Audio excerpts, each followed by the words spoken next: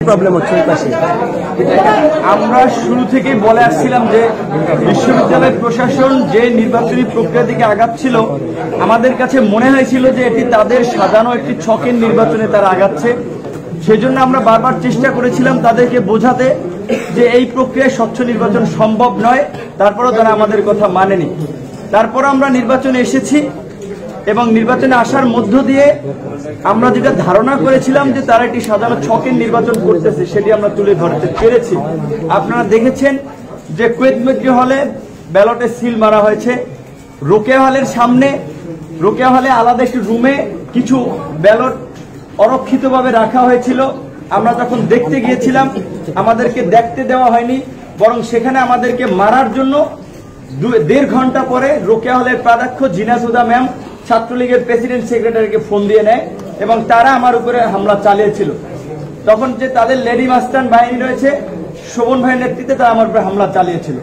তারপরে আমরা ছেলেদের হলগুলোতে যেটা দেখেছি যে বিশেষ করে প্রথম বর্ষের এবং দ্বিতীয় বর্ষের শিক্ষার্থীদেরকে যারা ঢাকা বিশ্ববিদ্যালয়ের হলগুলো অলিখিতভাবে ইজারা নিয়েছে ক্ষমতাসীন দলের ছাত্র সংগঠন, তারা জোর করে তাদেরকে লাইনে দাঁড় করিয়ে রেখেছে এবং তাদেরকে বলেছে যে তারা প্রত্যেকে যেন ভোট দিতে গিয়ে 10 থেকে 15 মিনিট সময় নষ্ট করে, 10 থেকে 15 মিনিট সময় নষ্ট করে এবং ভোট দিয়ে আবার যেন লাইনে দাঁড়ায়, এই ধরনের অনিয়ম আমরা দেখেছি। সেই জায়গা থেকে আমরা গতকালকে নির্বাচনের দিনে আমাদের প্যানেল সহ অন্যান্য প্যানেল সংগঠনের নেতাকর্মীরা এই নির্বাচন তামাশার নির্বাচন বা ঢাকা বিশ্ববিদ্যালয়কে কলঙ্কিত করার নির্বাচন বর্জন করেছিল।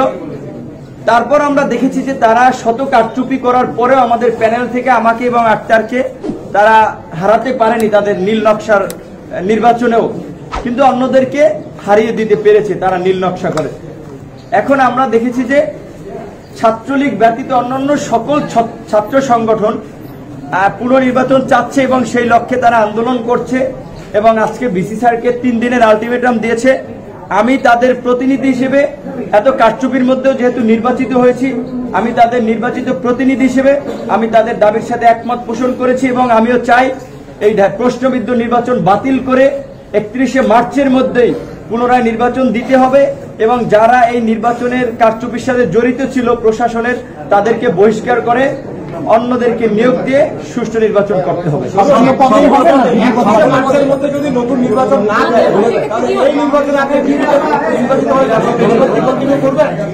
সবগুলো পদে নির্বাচন দিতে হবে? জি অবশ্যই, কারণ আমি মনে করি যে হচ্ছে আমাকে এই কারচুপির মধ্যে আমি ভিপি নির্বাচিত হয়েছি, ফেয়ার নির্বাচন হলে আমি আরো 5000 ভোট বেশি পাবার।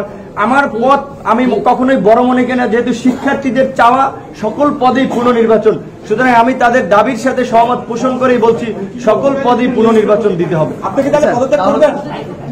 আমি সেটা আমরা বিশ্ববিদ্যালয় প্রশাসনকে আমরা জানিয়েছি যে আমাদের এই দাবি দেওয়া, এখন বিশ্ববিদ্যালয় প্রশাসন কি সিদ্ধান্ত দেয় সেটা দেখে আমরা আমাদের সিদ্ধান্ত নেব। উপাচার্য কিন্তু এই চোখে বলেছেন যে ডাকসুর যে রীতিনীতি আছে সেই রীতিনীতি মেনেই শপথের প্রক্রিয়া আয়োজন করা হবে, সেই আয়োজনে আপনি যুক্ত হবেন কিনা?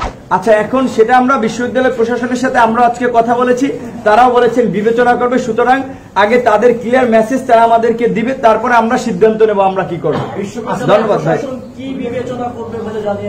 আমরা আজকে যে বিশেষ করে আমি আমার যে ছাত্র বন্ধুরা প্রতিনিধিরা যে 4টি দাবি জানিয়েছিল যে ছাত্রদের বিরুদ্ধে হয়রানি করার জন্য কিংবা প্রতিবাদী ছাত্রদের কণ্ঠ থামাতে যে মিথ্যা মামলা দেওয়া হয়েছে, রোকেয়ালের প্রাধ্যক্ষ দিয়েছেন এবং আমরা শুনেছি যে আরো অন্যান্য হলেও নাকি 2-1টি মামলা দিয়েছে, সেই মামলাগুলো অবশ্যই প্রত্যাহার করতে হবে এবং যে তাদের দাবি যে নির্বাচন পুনর্বিবেচনা সহ আরো কয়েকটি দাবি রয়েছে সেই দাবিগুলো আমরা প্রাধ্যক্ষকে যে আন্দোলনকারী প্রতিনিধিরা গিয়েছেন আমার সাথে তারা জানিয়েছেন এবং আমিও তাদের আমার জায়গা থেকে প্রশাসনকে জানিয়েছি, তারা বলেছেন যে তারা ভেবে দেখবেন। তাহলে আপনি বলছেন যে আপনি শপথ নেবেন না, আপনি সব পদে পুনর্নির্বাচন নেবেন, তাই তো? আমি সব আপনারা শেষ করতে চান না, আমি তো সেটা বলেছি যে যারা আমাকে ভোট দিয়ে নির্বাচিত করেছে তাদের চাওয়া পাওয়াকে প্রাধান্য দিয়ে তারা যদি আমাকে বলে শপথ নিতে আমি শপথ নেব, তারা যদি বলে আমাকে শপথ না নিতে আমি শপথ কিভাবে বলবে সেটা আপনারা 2-1 দিন গেলেই বুঝতে পারবেন ভাই। আচ্ছা, গতকালকে যে একটা আপনাদের সাথে যে শোভন ভাইয়ের সাথে লাস্ট কথা হয়েছে যে আপনারা সবাই সহযোগিতা নিয়ে সাইড কেন করো ভাই, এখানে একটা কথা বলছি, এগুলো কোনো ফর্মালিটি কথা বলতেছে, সাইড কেন? গতকালকে শোভন সহ আপনারা যে সমঝোতা নিলেন যে সবাই সহযোগিতা নিয়ে ভবিষ্যতের দিকে এগিয়ে যাবেন স্বপ্নের বিশ্ববিদ্যালয়, হ্যাঁ, তো এখন এই ক্ষেত্রে আপনারা কালকে সমঝোতার পরে আবার আজকে বিক্ষোভের যে উদ্যোগ নিয়েছেন অন্যান্য সংগঠনগুলো তাদের সাথে আপনি একমত পোষণ করেছেন এবং আপনি যে বিষয়টা হচ্ছে আপনি গতকাল বলেছিলেন শপথ নেবেন, সেটা থেকে আপনি কি সরে এলেন?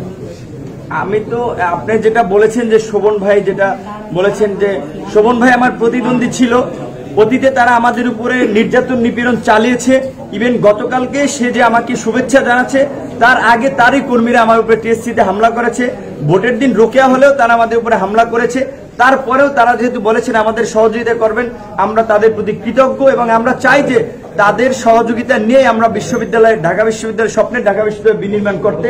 তবে আপনি যেটা একই কথা বারবার বলতেছেন, আসলে আমি কখনোই আমার অবস্থান থেকে সরে আসিনি, আমি বারবার একটা কথাই বলেছি যে শিক্ষার্থীরা আমাকে ভোট দিয়ে নির্বাচিত করেছে, তারা যেটা চাইবে আমি সেটাই করব। তারা যদি চায় যে তারা অলরেডি যেটা চেয়েছে যে পুরো নির্বাচনের জন্য আন্দোলন করতে, আমি বলেছি তাদের সাথে আমি একমত। তারা যদি বলে যে আমাকে শপথ নেওয়ার জন্য, আমি তাদের কথা শুনে আমি শপথ নেব, সেটা আরেকটু সময় গেলে বোঝা যাবে। Thank you. যে ক্রিমিনাল অ্যাক্টিভিটি চালিয়েছে ছাত্রলীগ ঢাকা বিশ্ববিদ্যালয়ের ক্যাম্পাসে, তাদের হাসি কেন আছে এখন পর্যন্ত? তার এই প্রশ্নের উত্তরটা আমরা পাইনি তাদের কাছে। অনেক কথা পেছানো হয়েছে, আমরা আমাদের দাবিগুলো জানিয়ে এসেছি। শনিবার পর্যন্ত আলটিমেটাম, শনিবারের মধ্যে যদি পুনর্তফসিল ঘোষণা না হয়, যারা এই কারচুপির সঙ্গে জড়িত তাদের পদত্যাগ না হয় এবং যত মিথ্যা মামলা হয়েছে সেগুলো প্রত্যাহার না হয়, আমরা এরপরে কঠোর আন্দোলনে যাব এবং যারা ছাত্রদের অধিকার নিশ্চিত করতে পারছে না তাদের বিরুদ্ধে কঠোর ব্যবস্থা নিতে হবে।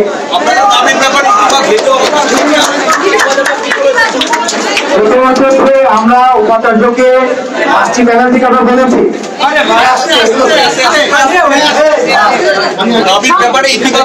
আমরা বলেছি তিনি আমাদের দাবির ব্যাপারে করে ইতিবাচক দেননি, বরং তিনি বলার চেষ্টা করেছেন, তিনি বরং আমরা বলেছি আমাদের যারা যে মিথ্যা মামলা দেওয়া হয়েছে সেগুলোকে প্রত্যাহার করতে হবে। তিনি বলেছেন এই তিনি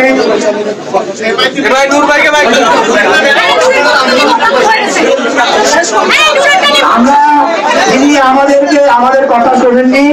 তিনি বলেছেন, আমরা তাকে বলে এসেছি যে বিশ্ববিদ্যালয়ের হিসেবে তিনি বরং যেটি বলেছেন যে যারা বিশ্ববিদ্যালয় অস্থিতিশীল পরিবেশ করে তাদের কাউরে ছাড় দেওয়া হবে না, তাদেরকে ক্রিমিনাল অ্যাক্টে মামলা দেওয়া হবে।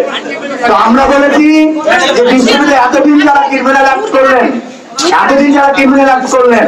তাদের ক্ষেত্রে আপনারা কি ব্যবস্থা গ্রহণ করলেন? তিনি কোনো উত্তর দিলেন না, বরং গতকাল রাতে রোকেয়া হলে যারা আন্দোলন করেছে তাদেরকে এক ধরনের থ্রেটের মতো দিলেন যে তাদেরকে যারা হেল্প করবে তাদের হাতে থাকবে না। তো তারা তাদেরকে হামলা করেছে রোকেয়া হলের মুসলিমের নামে।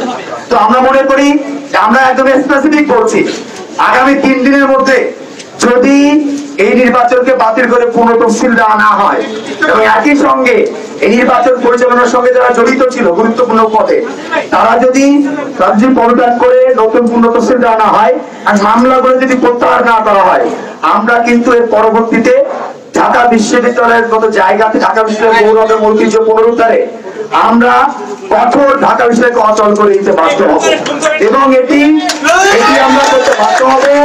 একই সঙ্গে আমরা বলছি বিশ্ববিদ্যালয়ের যে আমরা এই নির্বাচনের যে অংশীদার, আমরা মনে করি এই নির্বাচনের ক্ষেত্রে একদম স্পেসিফিক বলি যে আমরা নির্বাচনকে কোনোভাবেই বলেছি এটা নির্বাচনকে আমাকে মানি না, পুনঃতফসিল ঘোষণা করতে হবে, পুনঃতফসিল দেওয়ার মধ্যে দিয়ে নির্বাচন দিতে হবে, এই নির্বাচন এই রাষ্ট্র আমার না, এটা আমরা বলেছি। এবং এটার মধ্য দিয়ে আবারও বলছি আমরা যারা এখানে রয়েছি তারা মনে করি এই নির্বাচনের মধ্য দিয়ে নৈতিক যোগ্যতা হারিয়েছে। এই বিশ্ববিদ্যালয়কে পুনর্নির্বাচনের মধ্যে দিয়ে সেই নতুন ডাকসু গঠন করার মধ্য দিয়ে দল নিরপেক্ষ শিক্ষকদের তত্ত্বাবধানে নতুন ডাকসু গঠন করতে হবে এবং সেই ডাকসু হবে আমাদের ডাকসু, এটি আমরা বলতে চাই। এই কথার পরিপ্রেক্ষিতে তার শুধু শুনেছে, বরং শেষের দিকে তিনি এমন কিছু কথা বলেছেন যেটি হচ্ছে সাধারণ শিক্ষার্থীদের ভয় দেওয়ার উদ্দেশ্যে। আমরা মনে করি যে এই জায়গাগুলো আমরা ভীত নই, বরং ঢাকা বিশ্ববিদ্যালয়ের গৌরব এবং ঐতিহ্যকে যারা ধ্বংস করতে চান আমরা তাদেরকে ছাড় দিব না। আপনারা জানেন যে রাজু ভাস্কর্য অনশন চলছে, আমরা এখন এখান থেকে গিয়ে মিছিল করে যে তাদের ওখানে যাবো, তাদের সাথে সম্মতি জানাবো, হয়তো তাদের সাথে আমরা বসবো এবং আগামীকালও আমরা রাজু ভাস্কর্য তাদের সঙ্গে থাকবো। এটি আমাদের চলবে 3 দিনের আলটিমেটাম পর্যন্ত।